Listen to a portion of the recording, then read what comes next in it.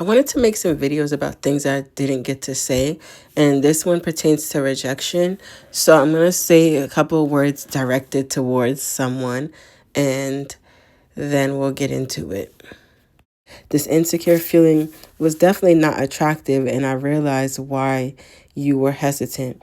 I never needed to overshare why I am the way I am, or why I'm in the place that I am right now, or what I even want. I should have never said anything. I should have been able to just walk away before I started to obsess and overthink and start to put myself down that things didn't go the way that I want. It just hurts watching others share a bond, and I'm here thinking, oh, so they're good enough for you to show that care and love and acceptance, but I'm not. And settling for a friendship just to try to be polite or somehow create some type of bond and think that that will be better than nothing. I think not. Why do I even miss someone I was never even relevant to, never even respected by? It shouldn't be bothering me in this way, yet here I am continuing to think over and over about something that we never even had. I don't know what it is that was instilled in me to make me feel guilty or ashamed of knowing what I want and choosing it and turning down anything that doesn't even resemble or come close to it. But that's kind of what I wanted to tie into rejection, is how it's not even that the rejection bothers me.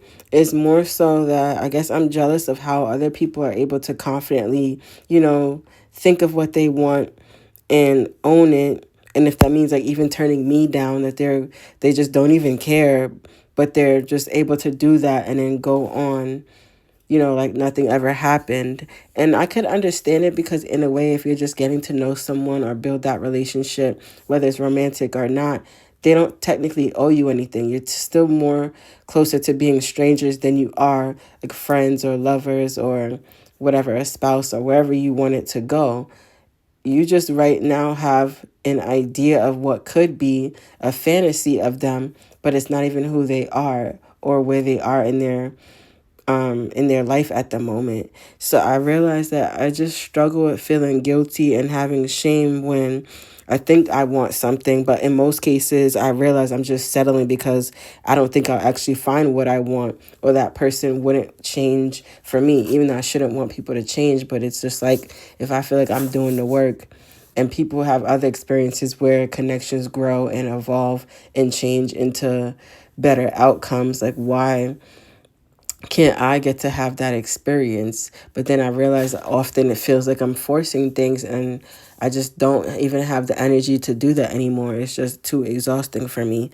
So I realized that I would settle for disrespect and poor treatment, but it's like, where do you draw the line when you don't really know somebody that well, but they're still being rude to you, like non-responsive and things like that? And you get that people have their lives, but still at the same time, everybody's glued to their phone, their watches, or whatever, and they're keeping contact with people that they care about and selecting not to keep in contact with you. And it's like, I should never have to tell anybody what's disrespectful or respectful. People know that naturally. And it just makes me realize, okay, well, if you don't value me, but then you could still have a conversation as if you didn't disrespect me, or I mean, I guess in the eyes of self-preservation, people aren't really seeing it like that. They're just, prioritizing themselves in the way that maybe I still haven't figured out how to.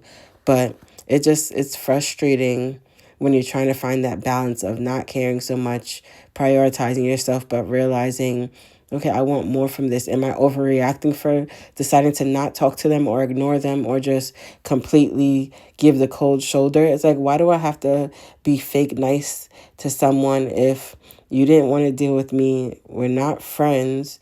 I might have to see you once in a while, but I should be able to have the cold shoulder if I want to and just be done with it. It would really just be going back to how things were before anything could have transpired. But I guess I never really understood how to value myself, especially when all the things that I perceived were, in my eyes, just reflecting the lack of value that I have. And I know that's really just my own perception that's distorting everything. I know other people can go through rejection and not internalize it and feel like it's eating away at their self-esteem, their confidence, their anxiety, and all that other stuff. But I guess that's just me still working through that state of being sad and kind of depressed and trying to understand what it feels like to be fully confident, fully invested in myself, and fully prioritizing myself. Definitely means escaping the fixation on other connections with people. If it's not something direct and present that's affecting me or that I have to tackle right here, right now, I don't want my mind to keep going to those places. I just want to be centered and prioritizing myself and not feeling guilty about it. And I know no one outside of me is putting that type of pressure. It's really like my own mind just making up these stories of not trusting people and not feeling good enough, even though I know I am. I guess I've been practicing the opposite so long that I don't even know what it feels like to be normal and at peace within myself. So I think just overall,